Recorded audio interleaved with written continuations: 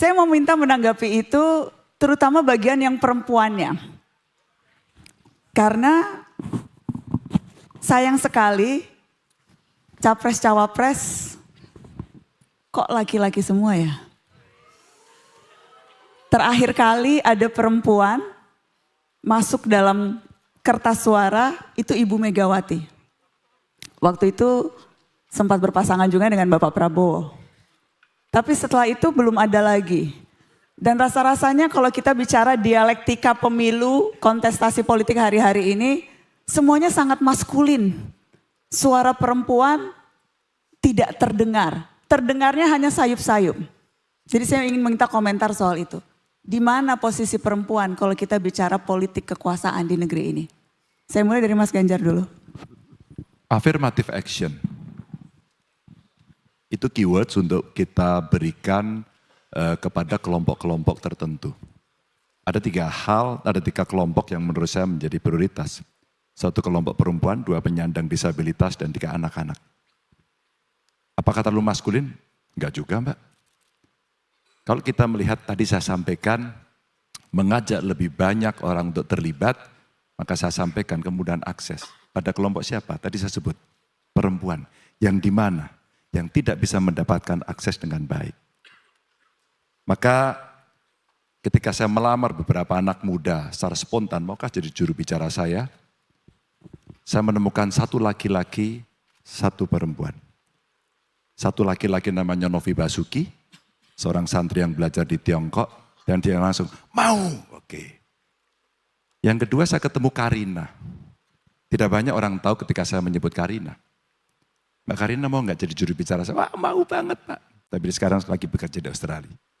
Dia adalah salah satu tim penemu vaksin AstraZeneca. Dia perempuan hebat. Dia punya semangat yang tinggi. Maka saya sampaikan, kenapa kemudian perempuan mesti kita ajak untuk terlibat? Setidaknya kami bisa mendapatkan pikiran itu. Mbak, stunting itu masalahnya yang peduli perempuan loh Mbak. Ya. Aki AKB itu perempuan loh Mbak. Akses sekolah pendidikan yang belum mendapatkan kesetaraannya perempuan loh. Itu kira-kira. Kasih tepuk tangan dong untuk Mas Ganjar. Mas Anies, posisi perempuan Mas. Kontestasi hari-hari ini sedikit sekali rasanya. Ya, kalau kita lihat kontestasi di caleg barangkali nanti masing-masing bisa bercerita ya. Tapi ketika bicara tentang peran perempuan, menurut saya bukan hanya tentang apa yang kita mau kerjakan ya. Mungkin masing-masing bisa dilihat juga komitmen Nana. Jadi saya merasakan sekali ketika bekerja bersama, tentu prinsipnya meritokratik. Dan saya menemukan kenyataan dengan prinsip meritokratik justru muncul perempuan-perempuan berprestasi yang akhirnya berperan di dalam organisasi-organisasi yang saya pimpin. Waktu saya di Paramadina misalnya, dari 6 direktur, 4 itu adalah perempuan. Jadi justru, dan ini tidak lewat afirmasi, ini mereka melalui proses meritokrasi. Kemarin ketika menangani pandemi COVID di Jakarta, yang memimpin, yang mengerjakan semua, mayoritas adalah justru pimpinan-pimpinannya perempuan. Dan mereka yang paling depan, dari mulai ngurus kesehatan sampai ngurus pemakaman, perempuan. Bahkan mereka lah yang menjadi garda terdepan untuk menjaga Jakarta pada masa itu. Jadi dalam kenyataannya, kita menemukan peran-peran perempuan, dan itu menjadi rekam jejak dari masing-masing kita. Dan insya Allah dengan cara seperti itu kita bisa melihat bagaimana ke depannya nanti. Dan kita berharap tentu makin banyak peran itu di dalam proses politik. Okay. Tapi dalam proses policy, kebijakan, perempuan sangat memainkan peran dan itu ada evidence-nya. Gitu. Kasih tepuk tangan dong untuk Mas Anies. Pak Prabowo, bagaimana Pak? Politik kita didominasi oleh laki-laki, Bapak setuju dengan itu? Sejauh mana peran perempuan seharusnya bisa lebih berdaya dan memberdayakan? Baik Mbak Najwa, jadi kalau kita lihat ya, yang tadi Mbak Najwa singgung adalah bahwa peran perempuan di tingkat teratas ya sebagai katakanlah calon presiden dan calon wakil presiden dalam suasana politik kita sekarang kurang terlihat. Masalahnya adalah bahwa politik kita ini adalah sekarang politik berdasarkan partai politik. Jadi calon-calon presiden dan wakil presiden itu ditentukan oleh partai politik. Kita tahu sekarang sebenarnya peran perempuan sudah cukup menonjol di kabinet, posisi-posisi kunci di tangan perempuan. Menteri Luar Negeri, salah satu Menteri Luar Negeri menurut saya, karena saya sering berdampingan sama beliau, saya kira salah satu Menteri Luar Negeri terhebat dalam sejarah bangsa Indonesia. Perempuan, bahkan pernah dijuluki The Iron Lady. Kadang-kadang lebih galak dari Menteri Pertahanan itu. Jadi itu perempuan. Kemudian Menteri Keuangan perempuan. Ya, jadi kita lihat peranan dan beberapa gubernur kita yang hebat-hebat perempuan. Ibu Khofifah sebagai contoh, ya kan? Hanya memang realita politik itu adalah bahwa belum mereka perempuan-perempuan belum ada yang sampai bisa menguasai partai kecuali Ibu Megawati. Ibu Megawati sampai sekarang masih memimpin PDIP. Ya, jadi ini masalahnya Mbak Najwa. Jadi saya kira ini alamiah ya. Sudah akan muncul tadi banyak sekali perempuan-perempuan yang akan menonjol di partai saya, juga beberapa wakil ketua umum sudah dari perempuan. Mereka sangat berperan. Jadi kalau saya kira saya optimis di saat yang akan datang, masa mendatang saya kira akan muncul perempuan-perempuan yang hebat. Ini sudah terlihat dari dunia akademis. Universitas-universitas sekarang banyak sekali yang hebat-hebat, yang menonjol-menonjol, yang brilian-brilian dari perempuan. Jadi saya kira ini alamiah, berapa saat lagi pasti mereka muncul di tingkat nasional. Mungkin 5 tahun ke depan calon presidennya ada calon presiden perempuan lagi. Baik, kasih tepuk tangan dong untuk semuanya. Saya masih ingin begini teman-teman. Saya masih ingin, karena rasanya jarang-jarang duduk bersama seperti ini. Jadi saya mau kasih tes kekompakan. Tapi yang sekarang menjawab tes kekompakan harus wakilnya. Jadi saya ingin tahu seberapa dekat sesungguhnya pasangan ini. Seberapa kenal Cak Imin, Gus Imin dengan Mas Anies, Pak Gibran dengan Pak Prabowo, Pak Mahfud dengan Mas Ganjar. Saya mau tanya kalau begitu.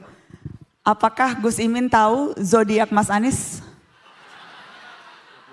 Zodiak. Bintang rasnya. Bintang Mas Anies Taurus. Wes. Saya cek dulu, betul nggak? Betul. Kayaknya nebak deh itu. Mas Anies 7 Mei kan? Ingat. Benar, 7 Mei jadi Taurus. 7 Oke. Mei Taurus. Hobi Mas Anies? Gus Imin? Kalau hobi udah tahu semua lah. Sepedaan. Apa Mas? Sepedaan. Sepedaan, betul Mas Anies? Betul. Gus Imin hobinya apa? Kalau Gus Imin motoran Vespaan. Vespaan, oke. Dari dulu soalnya itu. Oke, lebih suka teh atau kopi? Siapa? Gus Imin? Kopi. Yes, betul. Mas Anies? Teh. Betul Mas? Ini jangan ngomong iya padahal enggak. Iya bener. Tadi ngomong teh loh Mbak. Hah? Tadi Cak Imin ngomongnya teh tapi Mas Anies ngomongnya kopi, kelihatan. Iya dari kan, sini. nggak kompak. Iya tadi ngomongnya teh. Oh. Ini kompetitor dilarang protes.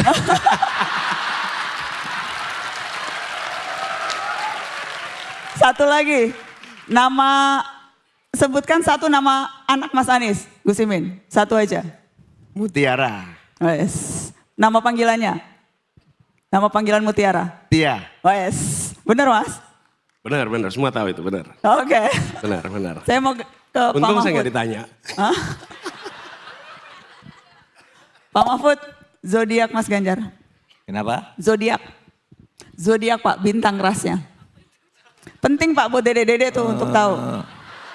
Capricorn sekali ya. Capricorn, coba aku cek. Kayaknya kurang akurat Pak. Kurang akurat ya. Bener nggak Mas? Kapan Mas? Scorpio. Scorpio. Oh. Kalau Pak Mahfud, Mas Ganjar? Pak Mahfud itu 13 Mei ya Pak ya? Iya. 13 Mei itu apa ya? Taurus ya? Sama ya? Sama ya? Taurus. Taurus. Betul? Oke. Aku cek. Sebutkan satu nama anak Pak Mahfud, Mas Ganjar. Mbak Vina. Yes. Benar Pak? Benar? Kalau aku nanya satu nama udah terkenal banget Mas Alam, jadi nggak usah aku tanya. Oke. Teh atau kopi? Teh atau kopi kalau Mas Ganjar pagi-pagi? Hobi. Kopi. Betul Mas? Betul. Pak Mahfud? Teh. Teh. Pakai gula nggak? Pak Mahfud pakai. Gula diet apa gula asli? Ya? Gulanya gula diet atau gula asli? Pak Mahfud itu kayaknya apa aja mau loh itu. Betul Saya Pak? waktu lihat soalnya pesen teh terus gulanya ya masuk, ini ya masuk gitu. Pak, yang jujur Pak. Mantan Hakim Konstitusi harus jujur. Betul? Iya. Benar. Gula apa saja oke. Gula apa saja oke. Meskipun secara rutin saya pakai gula buatan, gula Tropicana, tetapi Ya nyebut merek, bukan sponsor Pak. Nah, Pokoknya habis ini harus sponsor. tetapi kalau gulanya itu enggak ada, saya biasa di mana-mana sama aja enggak ada. Oke. Saya mau ke Mas Gibran ah. Jadi benar dia. Mas Gibran. Makanan favorit Pak Prabowo? Nasi goreng. Nasinya pakai beras porang Wes, spesifik. kok detail banget. Saya cross check, betul Pak nasi goreng? Pakainya beras porang?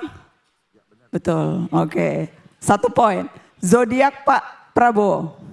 Jeng jeng jeng.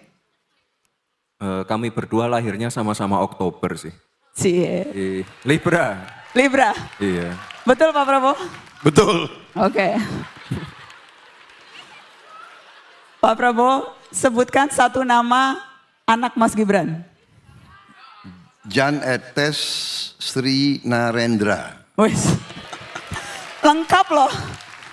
Betul Mas Gibran?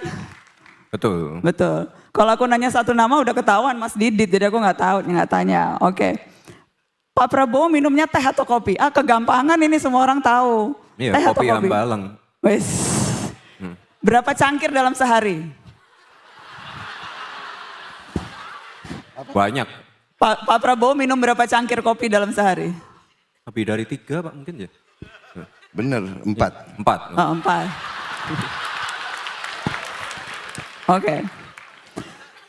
Kalau gitu saya mau tanya ini pertanyaan super penting yang hanya bisa ditanyakan di mata Najwa, menyangkut pasangan. Apa love language masing-masing pasangan ini? Untuk yang belum tahu love language akan saya berikan edukasi. Ada 4 love language yang kita ketahui bersama teman-teman dedek-dedek. Physical touch, word of affirmation, gifts, acts of service, quality time. Ada 5 satu lagi, receiving gifts. Ya. Gus Imin, apa love language Anda untuk Anies Baswedan? Saya selepet dia itu. Selepet. Berarti sebetulnya physical attack ya, bukan physical touch. Physical splat. Mas Gibran, apa ungkapan love language Anda kepada Pak Prabowo?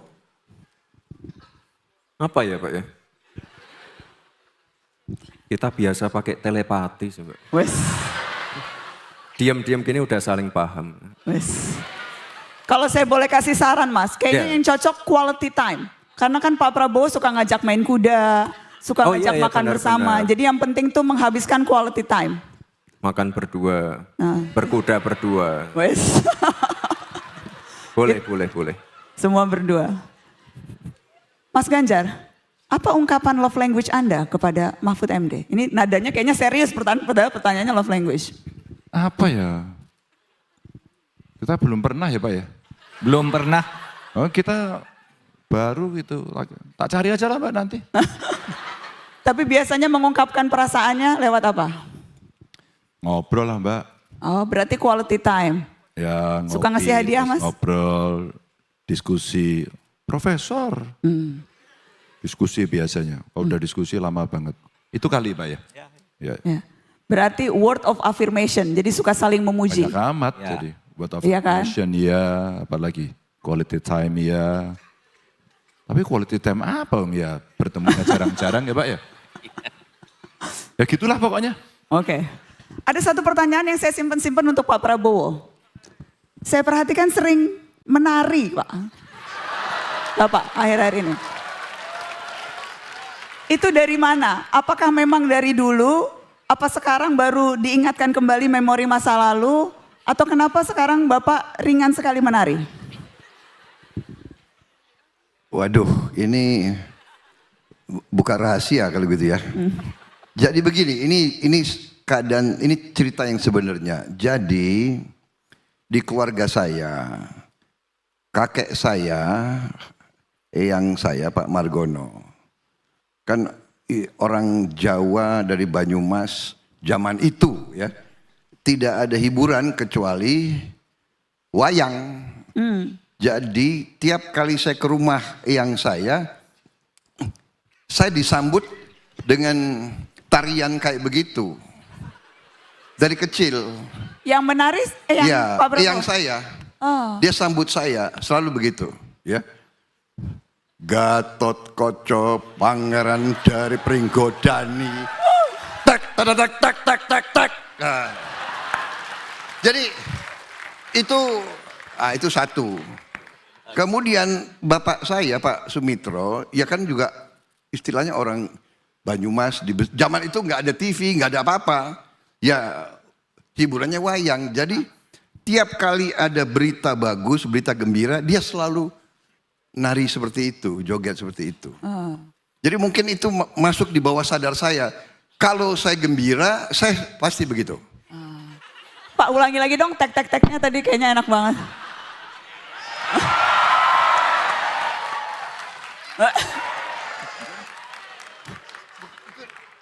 Ada di memori. Itu di bawah sadar saya. Tiap kali gembira. Tapi kalau nggak gembira ya nggak begitu. Oh, oke. Jadi kalau ada berita bagus, ya kan, umpamanya ujian lulus, kayak begitu. Jadi ya kalau lolos dari sesuatu, ya begitu. Jadi kemarin karena ambil nomor pas 2, ya saya joget begitu itu. Itu, terima kasih. Jadi itu karena memori, ada pengalaman masa lalu, itu yang kemudian membuat joget-joget. Karena kemudian kenapa ya Pak Prabowo sekarang joget-joget, itu kemudian banyak yang menganalisa macam-macam soal jogetnya Pak Prabowo. Oke, jadi kita akan, ini Mata Najwa, perayaan ulang tahun yang ketiga.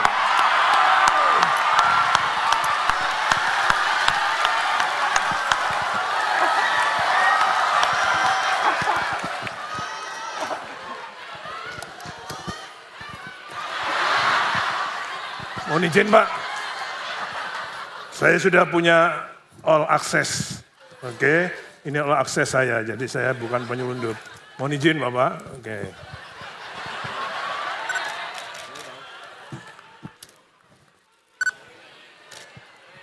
Izin Pak.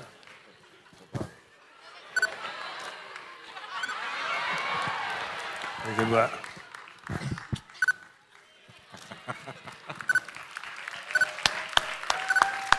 Dua kali kita foto. Aku dong. Spesial buat sayangku.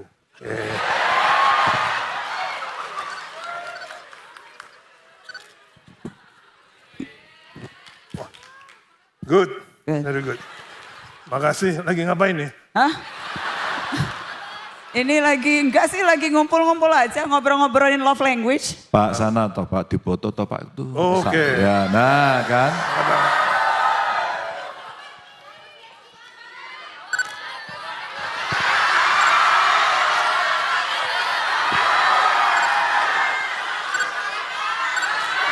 Atas Pak, atas Pak. Yang atas Pak Bas, yang atas Oke, kasihan good. Pak Bas. Yang atas Pak, Terima yang kasih, atas terima Pak kasih. Bas. Pak Bas. Itu yang atas belum? Woi.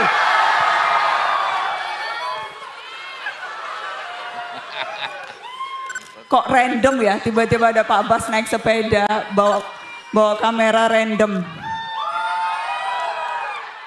Jangan ditanya hasilnya ya, ini cepret-cepret kok ini. Ya. Tapi hanya untuk file pribadi. Nanti untuk pameran Hari Bakti PU saya. Ya. Ada pesan apa Mbak? Dipasang di mana nanti Pak Bas? Hasilnya Pak Bas? Apa? Nanti hasilnya taruh di mana Pak Bas? Nanti hasilnya nanti akan saya pamerkan di mana ya? Nanti saya tanya Bapak. Oke. Ada pesan? Ya, makasih Pak Bas. Makasih. Kok pas banget ya lagi ulang tahun lewat naik sepeda. Aduh ya Allah Pak. Menteri PU masa nggak kuat ngangkat sepeda. Nanti Pak Bas bikin jalur sepeda ya Pak Bas ya. Oke. Bareng-bareng semua, bareng. Assalamualaikum. Salam. I love you full. Jangan lupa sepedanya dikembalikan Pak. Ya. Iya, karena Mas Ganjar ahlinya sepeda. Hobi Ya, naik betul. sepeda, hobi naik sepeda. Ya kelihatan kalau sepedanya pinjem itu. Ngomong-ngomong, nanti sepedanya akan kita kasih kuis di medsos Mata Najwa. Yang pengen sepeda itu sepeda listrik dan kita bawa sepeda untuk menggambarkan kita terus bergerak berdampak dan karena listrik jadi sustainability. Jadi Pak Bas masuk naik sepeda itu ada pesan yang